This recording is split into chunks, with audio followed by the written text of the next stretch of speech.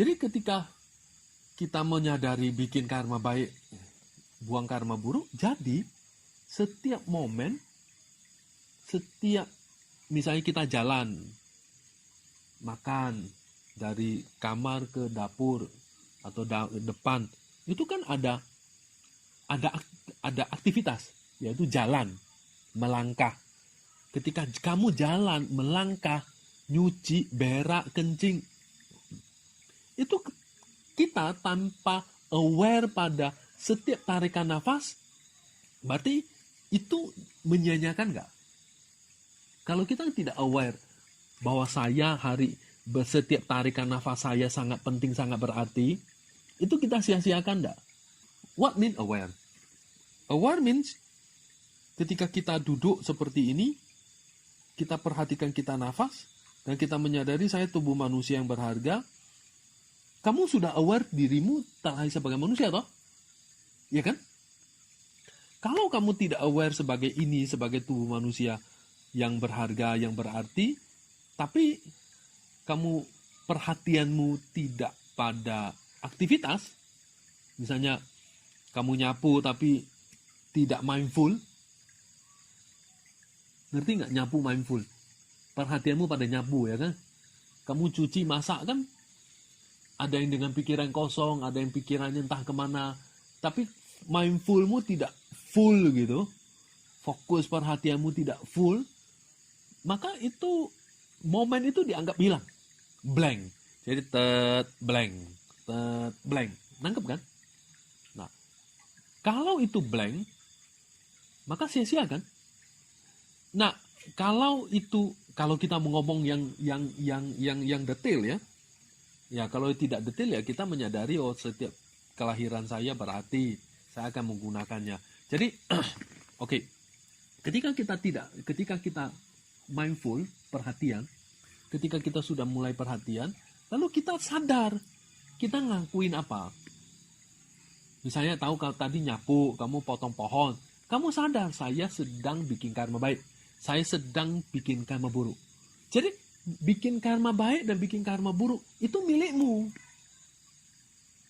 Kalau kamu tidak sadar saya sedang bikin karma baik dan saya sedang bikin karma buruk, itu tidak jadi milikmu. Bukan artinya maksudnya buah itu tidak berarti apa-apa bagimu gitu loh. Jadi akhirnya ketika kamu nyuci piring, saya sedang cuci piring, bersihin karma, bikin cuci karma buruk, bersihin sesuatu yang berarti. Berapa momen? 1 detik, 2 detik, 1 menit, 5 menit. Dengan mindful, maka buah karma yang kamu bikin itu utuh 24. Utuh full. Energi baterainya itu 100%. Kalau kamu lakukannya tidak dengan mindful dan tidak menyadari basis yang kamu lakukan, itu tidak 100%. Kan bikin karma itu kan harus jelas. Identitas basisnya apa? Tindakannya apa? Objeknya apa? Motivasinya apa? Kan karma itu terletak di motivasi. Sebenarnya kalau nggak usah bahas lamrim, semua secara keseluruhan kamu paham. Kamu udah ngerti poin-poinnya. Urutannya juga kurang lebih paham. Tapi kan masalahnya, how we understand that each topic. Bagaimana kita menggunakannya setiap topik dan mengkait-kaitkannya setiap topik. That's only the problem. Misalnya ketika kita bikin karma baik, berarti kan harus ada intensi, basis, tindakan, penyelesaian. Nah, ketika kita cuci piring tanpa disadari ini, itu kan aktivitas. Tanpa disadari dengan batin bajik, itu tidak menjadi bajik. Kamu masak, kamu tidak menaruh intensi motivasi baik ke mewarnai itu menjadi putih, itu tidak jadi putih. Jadi sia-sia. Jadi basis balik lagi, hidup kita itu kan setiap tarikan nafas. Setiap integral itu loh kalau kamu ngerti. Setiap poin. Kan setiap momen yang terkecil, itu kan jadi hilang. Nangkep? Nah, oleh karena itu, ketika kita selesai bikin PR sadhana, kita harus senantiasa membayangkan diri kita sebagai Istadewata itu. Dan sambil baca mantra, tidak ada kerjaan itu, kita harus baca mantra supaya menyadari, mindful kita. Nah, ketika kita paham poin seperti ini, bahwa ketika setiap momen adalah kebajikan. Jadi setelah kita menyadari pelan-pelan, dia menyadari kebajikan, terus poinnya apa? Kita harus mikir, saya ini bikin baik terus, bikin buruk terus, kelahiran di dalam samsara, saya dapat apa? Itu renung lagi.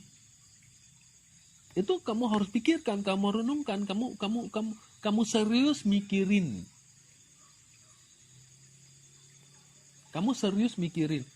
Kelahiran ini samsara, kelahiran itu samsara, aku hidup ini samsara. Ini kamu harus serius mikirin. Serius mikirin. Kalau aku bikin karma baik, aku besok karma baik terus, panen, aku panen karma baik, lalu aku jatuh, karma buruk. Begitu aja terus. Itu kita pikirin. Nah, ini disebut merenungkan esensi, makna-makna, oh ya saya buat apa gitu. Jadi lama-lama kan kita sadar, oh ya apa yang kita inginkan, apa yang saya cari, apa yang saya kejar. Sebenarnya aku membutuhkan apa sih? Akhirnya kan tujuan hidup jelas.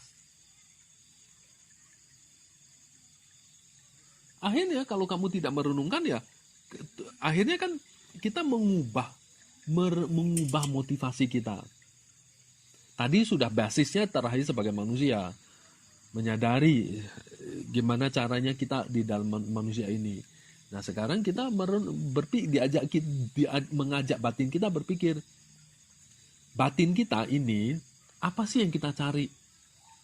Tujuan apa yang kita ingin peroleh? Kita mau kemana? Nah, tujuan ini harus jelas. Semua orang ingin bahagia, tidak ingin menderita. Tapi kebahagiaan itu dibagi 3. Kebahagiaan singkat, kebahagiaan saat ini, kebahagiaan yang akan datang, kebahagiaan yang panjang, dan kebahagiaan bersama.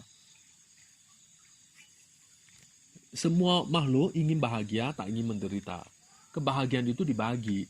Kebahagiaan saat ini saja, kebahagiaan yang singkat, yang panjang, dan kebahagiaan bersama-sama, kebahagiaan agung, kebahagiaan tertinggi bersama-sama. Kamu milih yang mana? Kecenderunganmu milih yang mana? Lalu direnungkan lagi.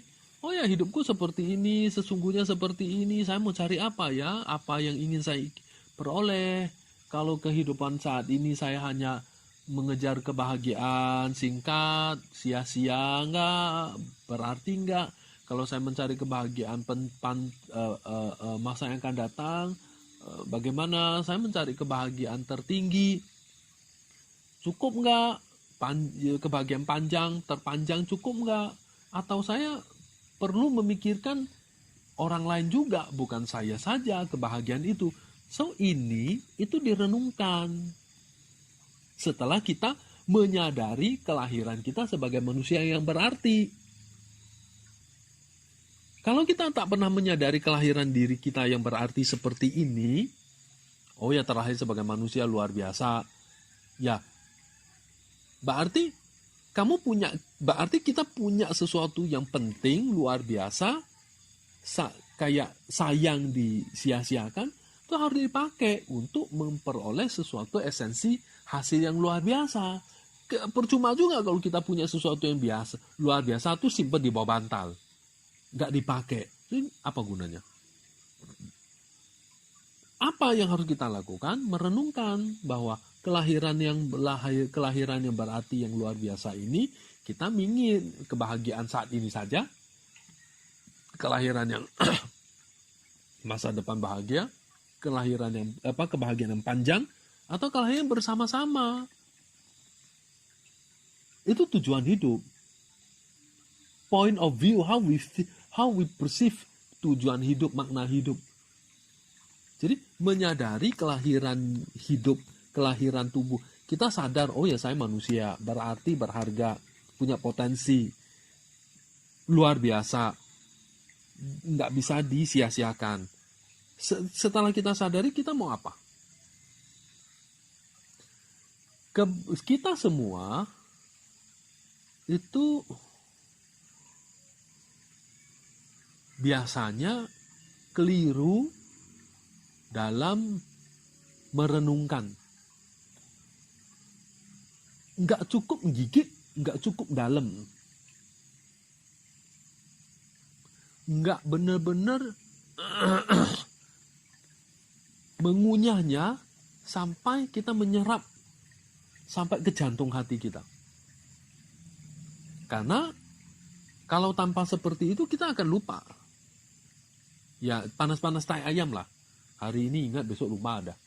Jadi gimana caranya kita menyerap itu senantiasa setiap hari sampai poin itu mengubah sikap kita.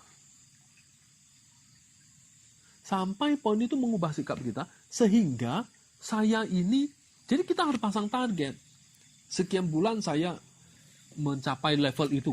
Sekian bulan, sekian tahun saya harus benar-benar sudah terubah. Kalau tidak, kita menjadi orang pintar. Di Indo itu banyak orang pintar memahami Dharma. Tapi ya begitu saja.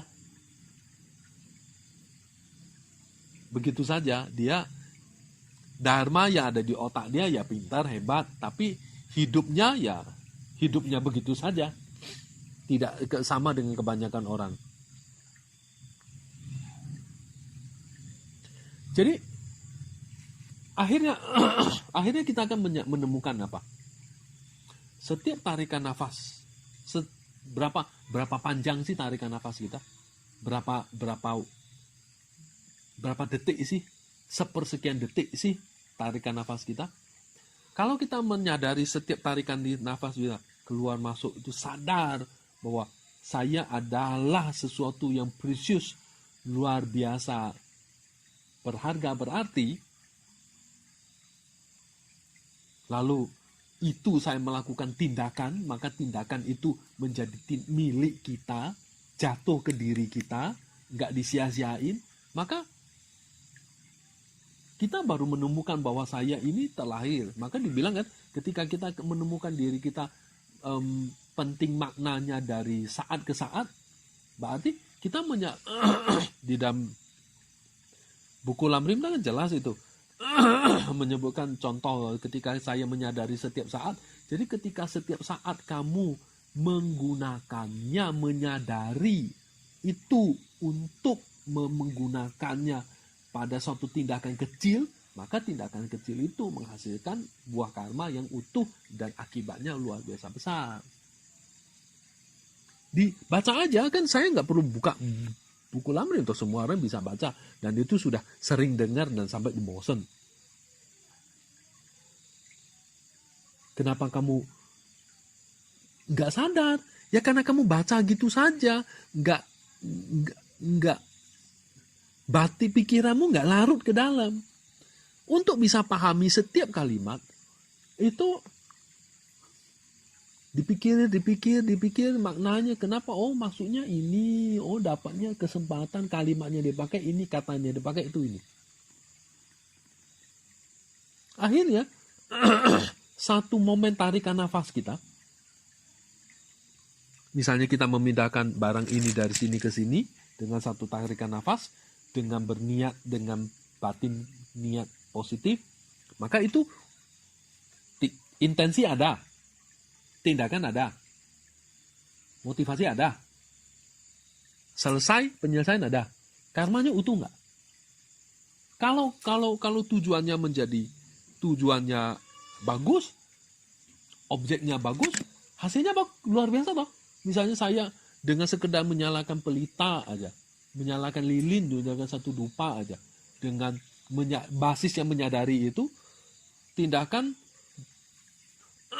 karma semua utuh. Jadi lengkap itu. Lalu kepada objeknya, ladang kebajikan yang kita lakukan itu juga besar. Lalu buah karma yang hanya sekedar menyalakan pelita, menyalakan dupa itu kebajikannya jadi besar kan? Sepele. Tapi penting karena itu basisnya jatuh ke kita. Bahwa aku melakukannya dengan urutan dan dengan syarat memenuhi kriteria semua utuh, komplit. Dan kita memperoleh karma yang utuh. Jadi mindful pada apa? Kelahiran manusia yang berarti ini basis, ya kan? Tapi kita tuh nggak ada artinya jika kita nggak paham yang dikatakan berarti, berharga, luar biasa, precious itu apa aja sih?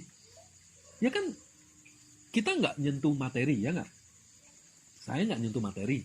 Tapi tanpa materi, bahan, informasi, itu tidak membuat kita paham bahwa preciousnya apa sih? Apa yang disebut precious, ya kan? Oh, 8 kebebasan, 10 keberuntungan. Lalu apa lagi? Saat ke saat, momen, segala macam itu. Itu susah didapat. Karena kita menghimpun sebab. Sebabnya adalah menjalankan sila. Lalu kita lihat kelahiran sekarang. Saya semudah itukah menghimpun sebab? Kita lebih mudah mematahkan sila daripada menjalani sila. Jadi kira-kira saya akan dapat apa enggak? Itu kapan mati? Ini belum lagi cerita faktor pendukung hidup lebih sedikit daripada faktor pendukung mati. Mudah mati, ya, mudah binasa. Cepat. Momennya itu cepat. Hidup kita itu cepat. Kita akan menyadari kita bernafas, narik nafas 2, 3. Berarti itu bayangin seperti jarum jam, kan? Lewat begitu saja, kan? Tapi kalau kita lewat begitu saja tanpa kita benar-benar menyadarinya, berarti kita kayak nyalain keran air lewat gitu aja, dibuang sia-sia ke got dong. Nangkep kan? Nah, tapi ini harus menyadari pentingnya itu materi ini. Kalau kamu nggak baca materi, kamu nggak paham. Berarti itu apa? Seberapa berarti sih? Berapa nilainya sih? Nilainya itu berapa? 1 juta, 10 juta, 1 triliun tak terhingga. Lukisan seni nilainya cuma 1 rupiah karena nggak bisa diukur. Nilainya 0 rupiah, nggak bisa diukur karena sangat nggak ada tolak ukurnya. Nah, tubuh manusia ini menjadi tak terhingga berartinya karena tak tolak ukurnya nggak. Kita bisa menggunakan kelahiran manusia ini membuat kita bahagia. Dan juga bisa membuat kita tidak bahagia. Berartinya, nah, sadar nggak kita tentang preciousnya itu? Nilainya, value-nya. Sadar nggak? Susah kan? Kita kan susah. Why? Kita nggak mencerap materi. Materi ini harus dicerap. Bahwa kita harus ulang-ulang bahwa oh ya, kelahiran saya itu 8 kebebasan ke 10 beruntungan. Itu diukur, dipikir setiap saat. Wah, bentar lagi kalau jatuh ke alam neraka, matilah aku. Kalau aku jadi binatang, matilah aku. Bagaimana ya? So, dipikir. Paham nggak? Berat kan? Sederhana loh. Dan itu belum menyentuh praktek dharma, tapi itu masih basis. Sulit kan? Ya.